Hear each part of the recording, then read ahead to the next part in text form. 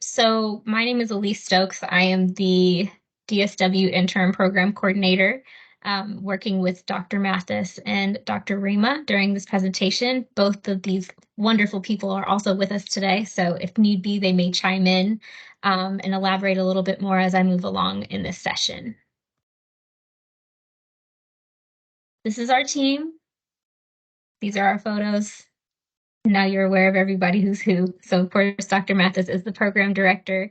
Dr. Rhema, she is very involved within the program. Other than teaching courses, she also does some of the Synergist series and is also involved with DSW Connect a little bit as well. And we'll talk more about both of those things. I'm sure it's like inapplicable right now as I'm just saying them, but we'll talk about both of those things as far as professional development opportunities in future slides. Here are more of our DSW faculty. Many of these faculty also teach in our PhD program, not all, but many. A great example, Dr. Chantel Crosby, she will be teaching the teaching practicum courses as well as the teaching class within both of the DSW and the PhD programs. Dr. Winters is another person who also teaches in both programs, as does Dr. Crystal Collins Camargo.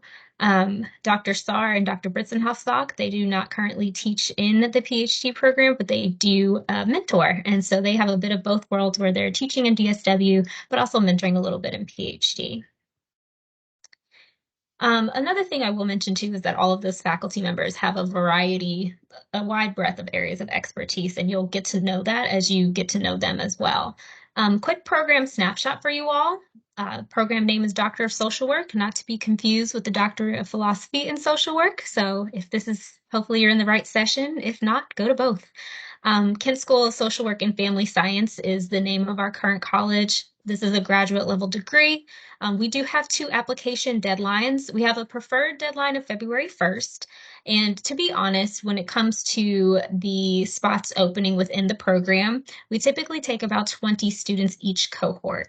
So that first February deadline is really a chance for everyone to submit all their applications for the committee to take a look. That second deadline is really, it's kind of like if there's spots left. So it's a come first serve situation when we're taking a look at everyone's application and trying to make decisions for interviews and going through that whole process. So if you are maybe on the fence of the program, I would still encourage to adhere to the February 1st deadline. So that way you at least have an option. Hopefully you come into the program, but if not, we can see kind of what we can do for you, or if you decide it's not for you, just different things like that. Some students end up deferring just depending on what's going on in life. So, but I would adhere to the February 1st deadline if at all possible. The May 12th deadline is really late. We also like to send a lot of information ahead of time, so that way you're well prepped for the fall semester coming in. This entire degree consists of 44 credit hours. The program focus is development and teaching, leadership development and teaching, and the program is 3 years on a part-time schedule. So in a sense, it's kind of made for the working professional in some light, because you'll be able to continue working while you're within the program. And the program is completely online. And so kind of weigh your pros and cons for yourself with that.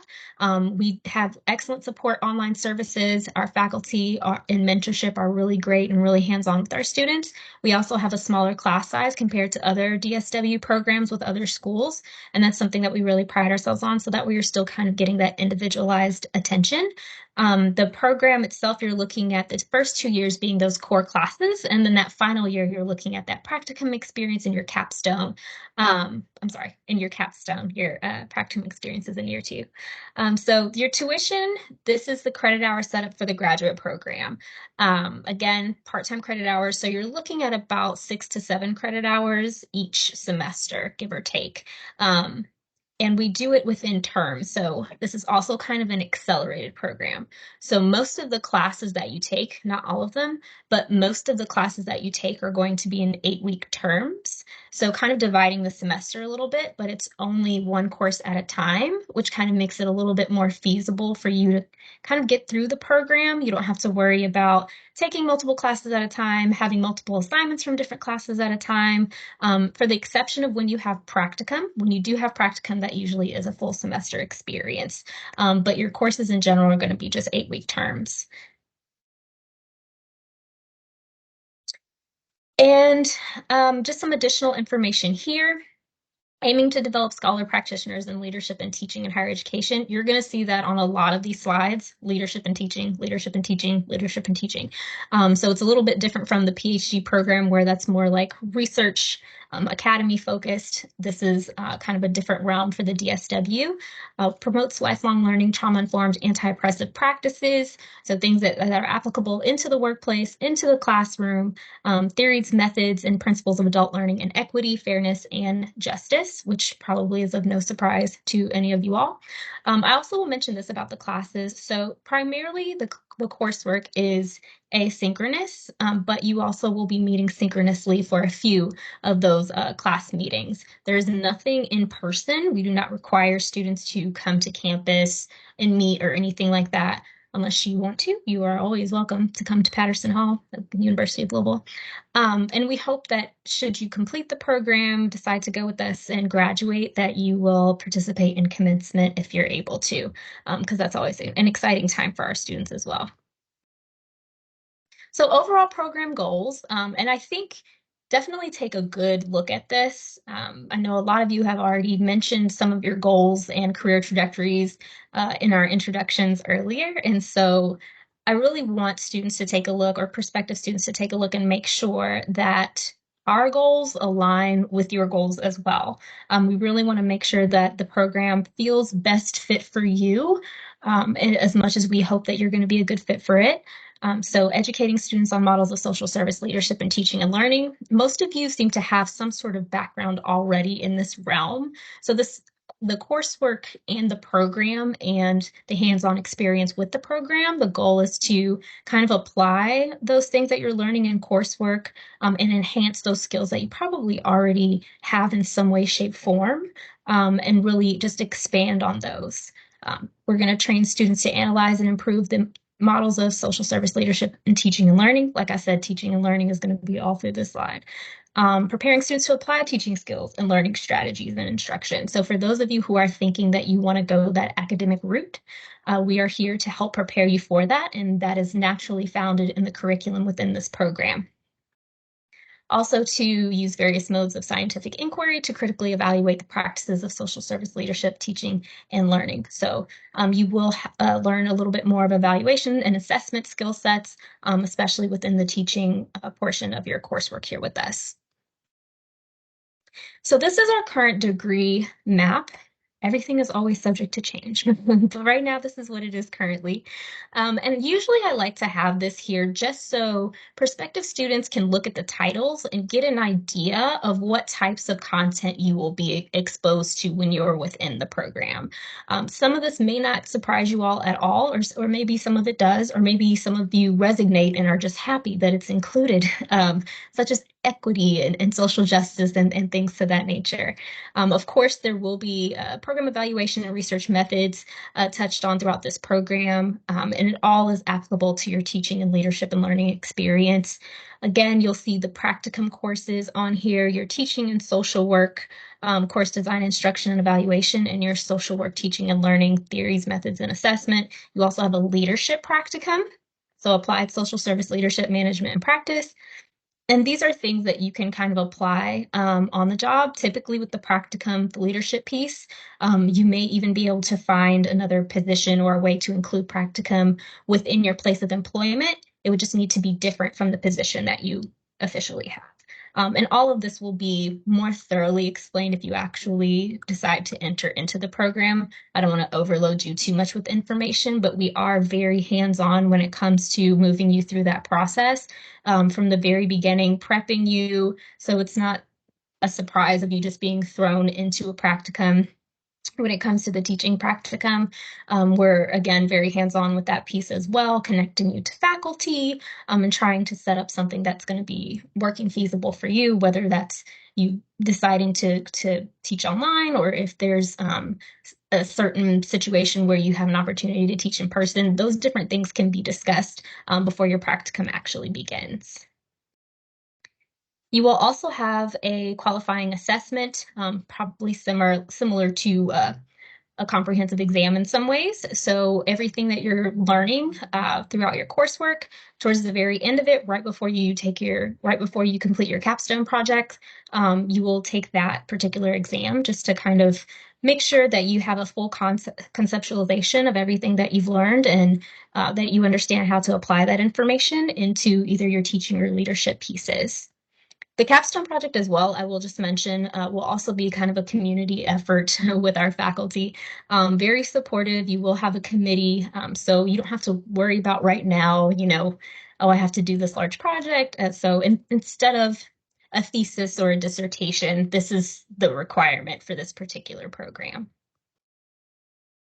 So experiential learning, mentioned most of this already. So capstone project, evidence-based project, where you will include a manuscript and an oral presentation. So again, not quite a dissertation, not quite a thesis, but this is your overall project that you'll be doing for the very end of your program. And then again, we have our leadership practicum and our teaching practicum. Both of these are in year 2 of this program, where you can get a full semester of experience that is applicable within both your future goals, but also within the classroom as well. So you're basically having these classes teaching you information about teaching and about leadership, but being able to actively apply them because you'll simultaneously take a practicum with it. So for those of you who are curious, maybe you're not, but just in case you are, there is a quick slide over the differences between a DSW and PhD program. It really has to do with the curriculum foundation and career trajectory overall, and it kind of just depends on how your goals might align. So with the Doctor of Philosophy and Social Work, it is founded more so on theoretical research and educational practices. We tend to say that we're creating research scholars when we're talking about the PhD program. And then with the DSW program, you have advanced practice, leadership, and applied research. So it's as if you're taking the evidence-based practices and research from PhD and actively applying it in leadership or teaching within DSW. So oddly, the programs I think are very effective together in some ways, but it just depends. And it's not to say that, there's a particular box or career that people, have to fit into when they graduate, but these essentially are the foundational pieces of the curriculum. So we are preparing you to be leaders and teachers in the DSW program. So just something to keep in mind as you're moving forward. What can you do with a DSW degree? Here are quite a few things already that you can do. So policy practitioner, human service administrator, nonprofit administrator, faculty or administrator in higher education, consulting and training, or being a community activist. So in some ways, sky's the limit. It really probably should align best with your passions and what you're kind of hopeful to do, what position you want to be in. If you're wanting to be a policy changer, this is a perfect alignment for you. If you're wanting to teach our future social workers, again, you can do that as well. But then there's also a couple other pockets that you can probably see yourself fitting into. So what it takes to be a successful doctoral student. I will say this is also from our students. So it looks simple and it looks, as if you would think of this already on your own, but you would be surprised how many students sometimes don't adhere to what former students have said. I know my students all the time are like, use the writing center. And it sounds like something very basic that you hear in an undergrad, but it still applies when you're in a doctoral program as well. So refer to the syllabus often. There's always a lot of information outside of even your text materials and things like that. There may be important dates where you're meeting synchronously with your instructor or for some other reason. So always refer to your syllabus, ask questions. I think with an online program and even at just being the doctoral level, there's sort of a transition from being a working professional and then you're a student. And sometimes we tend to hesitate to ask questions because we're at a stage in our life where we may feel like we should know it already. No fear, just ask away. We want to see you succeed. I think too, with online programs, there's always just a little bit of disconnect, and we try our best to alleviate that and make sure that we're well connected with our students. But sometimes that's just something natural within just the realm of things. And so please ask questions. You're not bugging your faculty. You're not bugging, your chair or anything like that, or your mentor. Ask those questions. We're here to help you. We're here to support you and make sure that you have a comprehensive point of view as you're moving through this program. Ask for assistance sooner than later. This is something that, as a coordinator, I've discovered is a little different in a doctoral program compared to my master's students or my undergraduates. I think to almost a fault, doctoral students can be very independent. And when things happen, they may go off the radar just a little bit, and we're kind of wondering what's going on or what's happening or how can we help and that sort of thing. And sometimes even that feels overwhelming for the student. Like, no, just let me be in my bubble. But we want to help you as best we can, especially when it comes to not only, whatever's affecting you, but if it's impeding on your academic progress, we want to be able to help where we can in that way too. So if it's a family circumstance or health circumstance or, just life happens and we're very aware of that. You won't really be a traditional student per se. You're going to be online, you're going to be working, and you're also going to be taking classes. You may already have other obligations. You may be a parent, you may be a caretaker of some kind, you may have commitments for volunteering or whatever it is and what have you. So keep your instructor in the loop as much as possible if things do come up, and within reason, they will be as accommodating as they can be because they really want you to succeed. Sometimes students think that they can just, handle certain things on their own, and sometimes they can. And then sometimes it's helpful for a coordinator or a faculty member to kind of know what's going on. So we can formulate a plan for you if you need to take a leave of absence or if we need to work something out with your courses, something like that. So just keep those things in mind and communicate with instructors and staff. Think about your thesis or your capstone topic early. So it is similar in some sense of just kind of understanding where your passion lies and what you want to change or apply, or I don't want to say invent, but kind of. You're going to be using some of your coursework to kind of help you with some of these pieces. And you don't have to know your capstone topic to a T when you come in the program. It's just something to be thinking about within the realm of social work of, what can we change within our capacity, whether that's in the workplace, whether that's in the community, etc. So be thinking about that and kind of tie it into what you want your degree to do for you and what you're hoping to leave with from the program. Establish regular study hours, and your first semester may be your roughest because it's a lot of acclimating really quickly, but students do acclimate. So just be patient with yourself, give yourself grace, give yourself time. You're welcome to consult with any of us if you need a little help with the time management piece. You may have a little life adjustment, like I mentioned earlier. So it's really about creating a routine for yourself as you're moving on, and making study hours for yourself built within that routine is going to be extremely helpful. Plan to focus on study throughout the week. And I mentioned some of these things too, because if let's say you live with people other than yourself, they also will probably need to be mindful that you need your study time and you need your breaker. You can't, do this particular task right now or things like that. So if you are in a case of that, do be talking with your employer, for example, of how to adjust some things in your schedule, or talking with your family or whomever you may be around more often. So those things can kind of be worked out a little bit ahead of time. And then that may alleviate some anxiety when you come into the program if you kind of have a plan in place to alleviate that stress. Eat, rest, and exercise. Very often I have doc students come in and they have like bags under their eyes and they're dark, and I'm just like, are you okay? So definitely let yourself have that rest. Make sure you're eating, make sure you do some light exercise, whatever you can to keep your body in a position that it can do more than just function. So that way you're going to get more out of the coursework, you're going to get more out of the participation with professional development activities and things like that. You can't pour from an empty cup, I think is a very common phrase, but it's very true. You're not going to be your best in this program if you're not taking care of yourself. So just be mindful of that as well. Create your study space, kind of goes back to what I said earlier, and then being flexible is also helpful.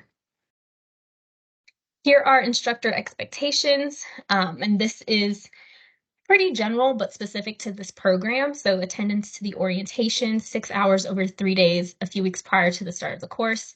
Our orientation is pretty robust. So you are going to get some general information about campus resources, online specific resources that are here at the University of Louisville. And you're also going to get some opportunities to connect with your peers, connect with us as your staff and your faculty. So it's very important that you do attend that orientation period because there are so few moments where we'll be synchronous together. And we want to make sure that you guys have everything prepared ahead of time. You feel secure about coming into the program. Any questions, we're able to answer, things like that. Weekly course workload of minimum 12 to 15 hours per week. So typically that's outside of the classroom. So that's something you can kind of build into your schedule as you're thinking about this program. 2 to 3 synchronous sessions per course. So I kind of mentioned that earlier. You'll meet synchronously for just a few times each semester with your instructor, and they'll make sure that you know those dates and things to that nature. There's also a monthly synchronous seminar in which there are other professional development opportunities, ability to apply some of what you learned in the classroom in a more expansive way. We always encourage students to attend these seminars. For now, they are optional, but we do want students to attend them. It's really just to your benefit. It's like an extra tool in your box. It's just something else that we try and provide. DSW Connect as well. Different faculty members will have different professional development moments to offer students, whether it's talking about your resume or your diversity philosophy and just other pieces that are going to help you market yourself whenever you're ready to leave the program. And right before that last year, you're kind of preparing, maybe you're looking at some academic positions and different things like that. So we want to make sure that you're well prepared as you exit. And so DSW Connect really provides a lot of opportunities for students to kind of build on that for themselves. Another expectation is doctoral level writing skills. So there are resources that we'll go over in orientation if you do decide to come into our program. And they also expect for you to have some level of critical thinking. And that's just doctoral programs in general. You will always have an expectation of critical thinking in a doctoral level class. But there's also, like, for example, I know I said the Writing Center, anything within the library, truly, you will be able to have some online access to other online resources. So I know some of you may be local, but a lot of our students are not. So I just want to mention that we really do try and make sure that students are aware of some of those other virtual resources. Initiate communication when personal issues arise. So kind of like how we talked about before, if there's anything impeding on your academic progress, please let us know, especially if we can try and help with it. It's not to say that you have to give us every detail to a T, but where we can help and fit ourselves in so that you can be successful in the program, we definitely want to do so. So prerequisite information, you all may have already seen this on the website if you've kind of been perusing already. So candidates must have a cumulative master's GPA of at least a 3.0. This particular program does require a master's in social work or master's in science and social work degree from a CSWE accredited program. I know some other doctoral programs, they can kind of finesse a little bit with a similar degree, but DSW specifically requires social work as your degree. It needs to be, or the candidate must be at least 3 years of post-master's degree work experience in social work or closely related field. Often I get the question, I've worked in social work for, 10 years or 3 years, or I'm about to get my master's in May, do I have to have the 3 years experience? And yes, you do. And part of the reason for that is future accreditation. We know that that's coming up and that will be a requirement for the post 3 years anyway. And the other piece is that we want to make sure that you have proof or evidence of showcasing that master's application to the work that you've done, to your practice within that next 3 years or longer, depending on how long you've kind of been doing it. So those are the two main reasons that we have that requirement. And unfortunately, there are not exceptions to that requirement. Currently employed in a human service setting is another requirement that we have. This also works very well with the program since a lot of the tools you're going to be given in the classroom are going to be readily applicable to your position that you're employed in. So application process and application requirements. Again, if you've been perusing our website, you've probably already seen all of this. So this is just here as kind of a reminder. So complete your graduate application. There is a fee with it. Submit your official college transcripts from all previous institutions. So if you have ever obtained credit at an institution, we need that official transcript. I get that question every now and then. So, and you want to make sure that you're sending your official transcript from the institution. If it comes from you, it will be considered an unofficial. So to avoid that, just send all of your official transcripts from the institution, have them send it to the graduate school. Submit a personal statement of goals for pursuing the DSW degree, and there are a few specific prompts around that whenever you get to that point in your application.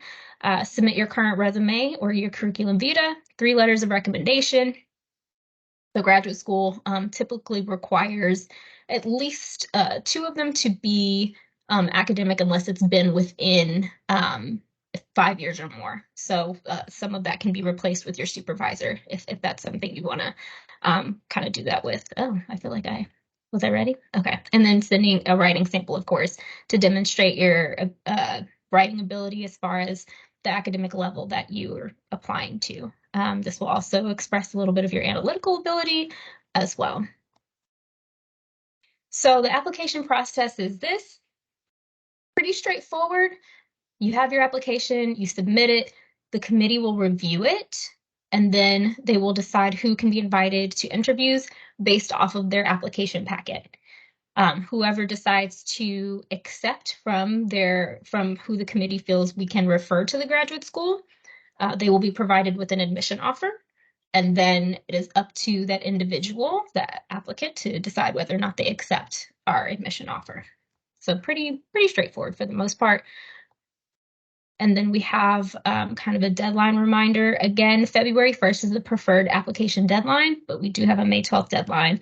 Classes start in the middle of August each fall. So just something to be mindful of. It starts a little bit earlier than the overall university schedule because DSW kind of has their own schedule due to the 8-week terms and things of that nature. And it's a very accelerated program. There's also different breaks for DSW. It still abides by the academic calendar, but there's some kind of odd breaks in between. So typically in the beginning, even before your orientation, you'll be provided with a schedule so you'll have better understanding of what to expect as you're moving along in your coursework. And then if you have any questions about tuition and scholarship, we would suggest that you connect with the financial aid office. Sometimes there are other places where you can obtain a monetary resource. So for example, so this notes there are no scholarships or assistantship available for DSW. However, we do try to support students in other ways. So for example, if there are small conferences or virtual conferences that we're able to assist with, we will try to do that. Everything depends on price these days. So just be aware of that. And students can also join in on things like that just by volunteering. You can get your registration for free very often with conferences simply by volunteering in some way. The other piece too is that we do have a graduate school. We have graduate school council, which is where our doc students are also representatives on. So what it does is it helps the college to be eligible for graduate resources. So the graduate school does have small grants for funding, for research or for travel and things like that, or other resources in general, textbooks and things like that if students need some help in that area with materials. So we do have some additional resources outside of the tuition and scholarship pieces, and we try to make sure that we keep the amount as low as possible when it comes to your part-time credit hours. So that way you're not paying so much out of pocket because of course you're working as well. We also supply some additional virtual support. So Grammarly is one of them. When you come in as a new student, you will automatically get the subscription for free. All you have to do is just sign up for it. Usually I will send out an email saying, hey, be sure to sign up for this. So that way we have our list. And we renew that for you each year. So just something to keep in mind.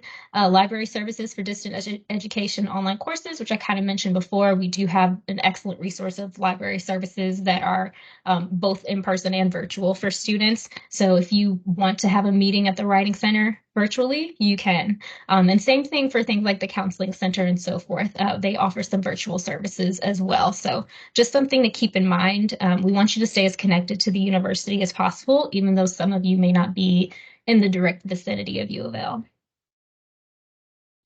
We also have technical help. Our school does use Blackboard. Some of you may have used Moodle. Some of you may have used something else in the past. So we are still using Blackboard here, and we're probably going to shift to Blackboard Ultra in maybe a year or so. So we have technical help available, whether that's IT. So if there's anything going on with your coursework within Blackboard, there is a help desk available to you. And then if there's anything else kind of going on with maybe the university server, I'm just giving examples, something going on with your password, anything like that, we also have an IT help desk.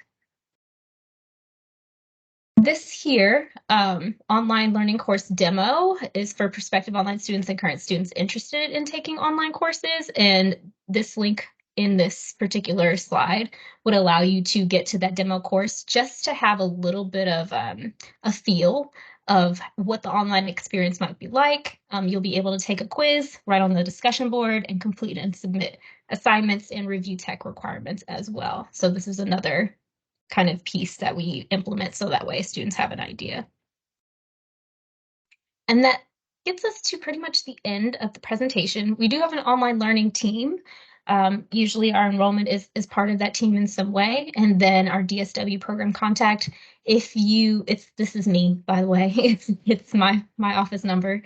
And we also have our main service account line if you have any additional questions for us after this session. So I know that was fast. How do we feel? Hopefully positive. I'm ready. Okay, that makes me feel happy. Does anybody have any questions? I'll make sure I didn't miss anything in the chat.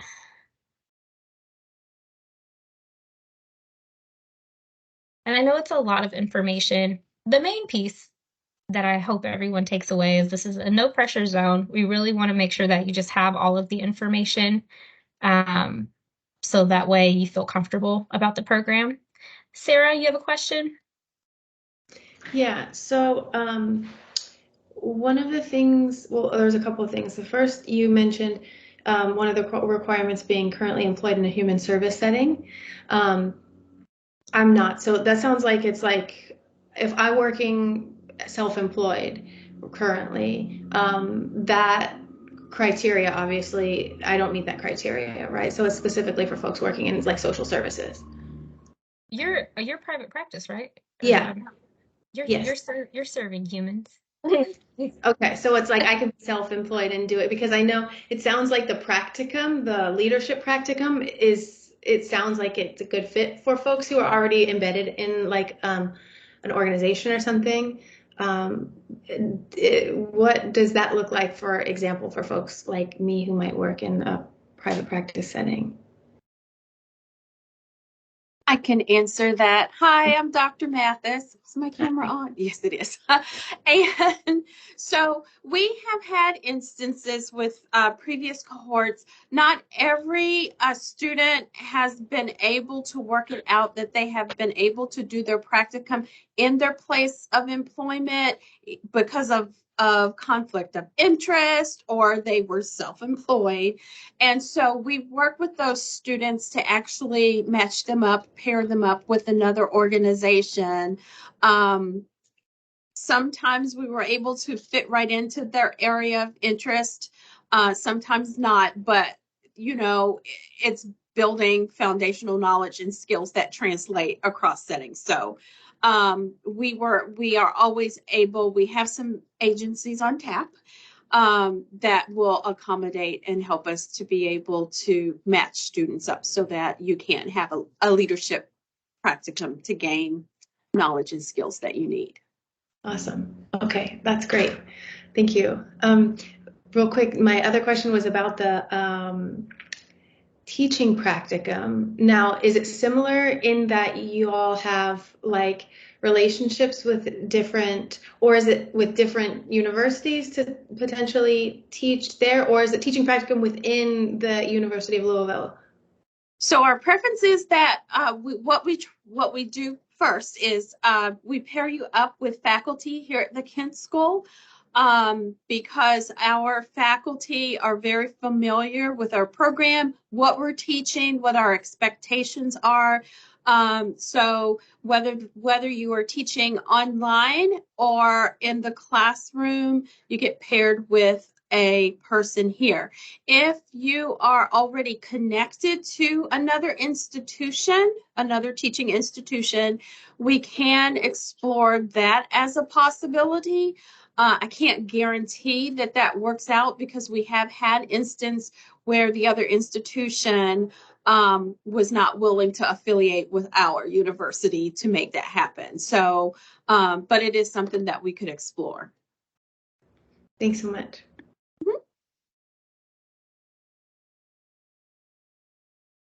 Other questions? Nicole, sorry. Yes. Hi, how are you? Hello, everyone. Good, how are I, you? I'm wonderful, thank you. So, a similar question. As I stated, I work for a managed care plan now. I work for what we call Medi-Cal, which is the Medicaid population. And I've worked for a public health department for prior to that, in the state of California adoption services. So, I don't particularly work in social services. So, would that be a barrier for applying to the program? No, it's not a barrier. Okay. Okay. Thank you. Alexandria? Yes, hello. I just have a really quick question. Your post master's experience.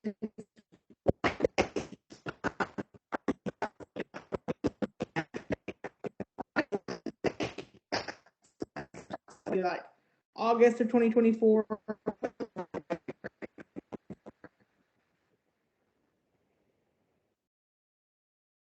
So I think you broke up quite a lot in there.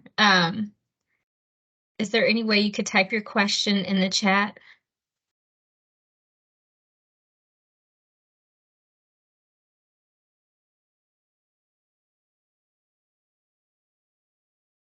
Thank you.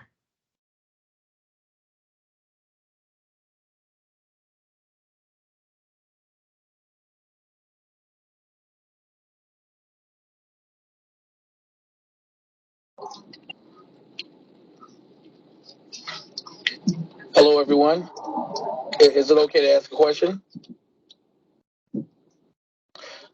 Okay. Sure. My name is Frank Porter. Again, I obtained my MSW from the University of Louisville. So it's a two-part question. The first question is I was told by the bursar's office that if I graduated from Louisville or in the city of Louisville, because my undergraduate was at Sullivan University, that if I pursue my DSW from U of L, that U of L will automatically transfer my transcripts along with the other universities. And then my second question is that right now I'm currently a supervisor for the Department of Public Works in the city of Louisville. So would that count for my postgraduate work and as far as social work is concerned? And I'll listen.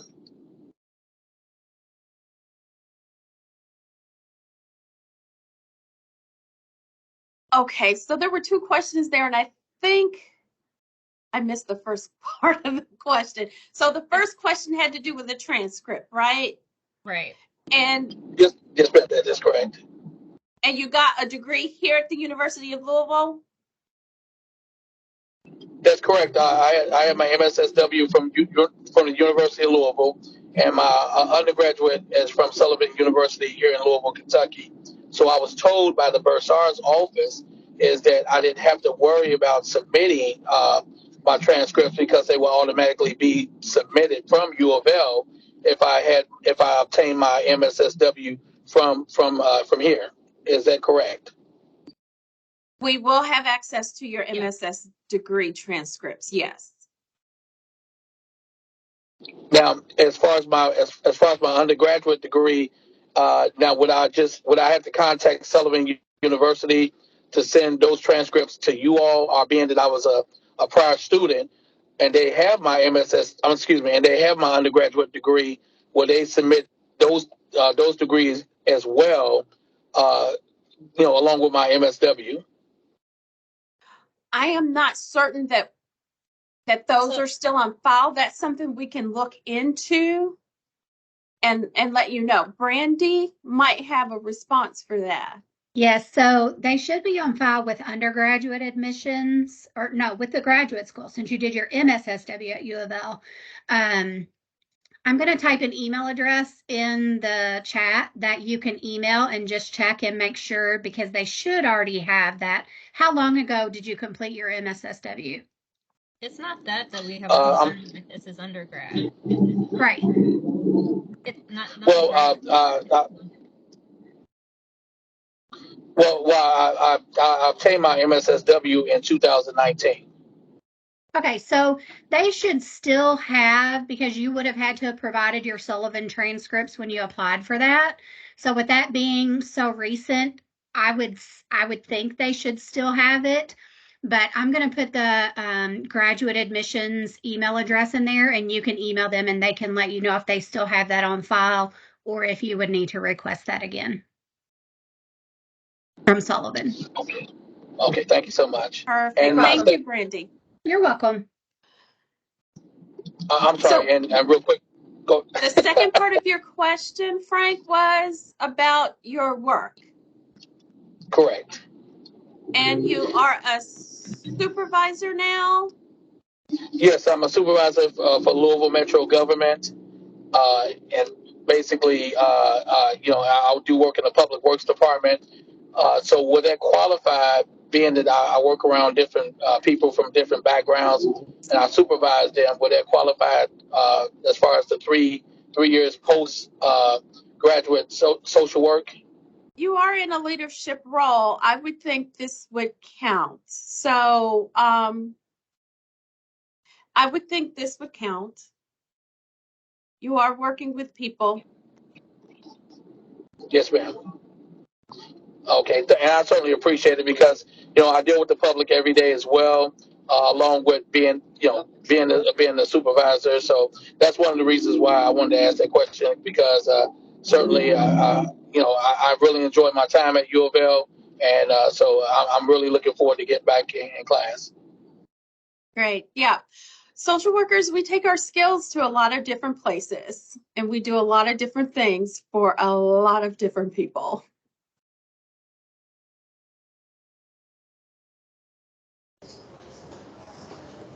Alexandria is asking about when do we start counting the 3 years post master's experience?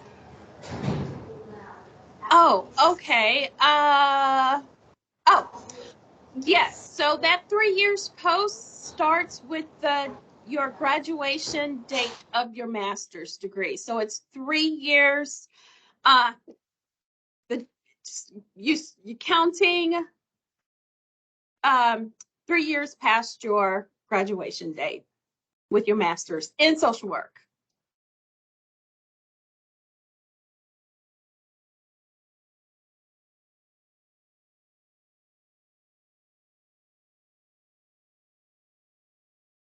Anything else come to mind for anyone that we can help with? Y'all have some really good questions for us.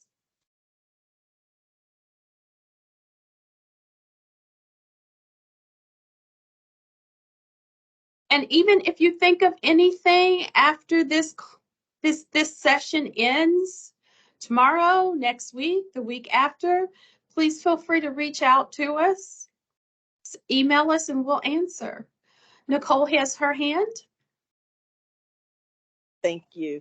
The opportunities to join the synchronous group sessions that you previously mentioned, are they time bound? Because I'm on the West Coast and there's a 3 hours time difference. So would that be a barrier for attending if, it conflicts with my work hours, or would I have to schedule time off, or would they be in the evening hours? That's an excellent question. So all of the synchronous meetings that we schedule, be they the required synchronous meetings in our classrooms, in our classes, or if they are co-curricular activities that we schedule that are optional, they are all scheduled on a Wednesday. So you can always count on a Wednesday evening. Eastern time is the only time that we schedule these activities. Orientation is the only time that we schedule for other times. So our activities are always scheduled for 7 p.m. Eastern time on Wednesday. And so what ideally you should plan for is to block your calendars for Wednesday evenings at 7 Eastern time. So for you, that would be, I think, 4 p.m. Eastern time on the West Coast. And so in our sessions, whatever it is, usually is 7 to 8 or 7 to 8:30. And it's not every single Wednesday that something is offered. So each class probably has 2 synchronous sessions during its term, and then our co-curricular activities get scheduled around those class sessions. So you might have one other Wednesday where you have the option to attend something, and we put those dates out in advance so that you can unblock your Wednesday and know which Wednesdays you have free. Does that help?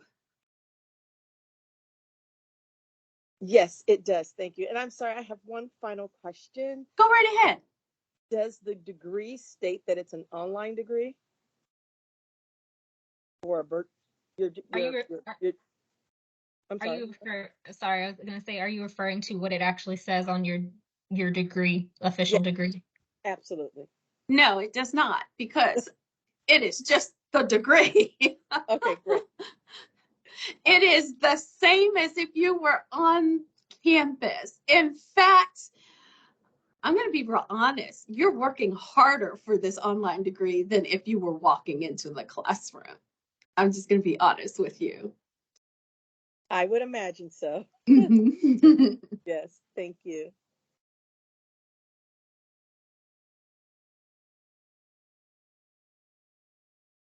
Anyone else?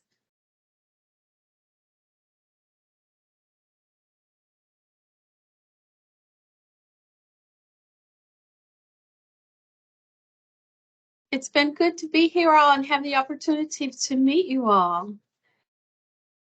Yes, thank you all for attending. Dr. Rhema is here with us. Is there anything you'd like to add, Dr. Rhema? Did we cover everything, I think? I think you covered everything just fine. It's nice to see everybody.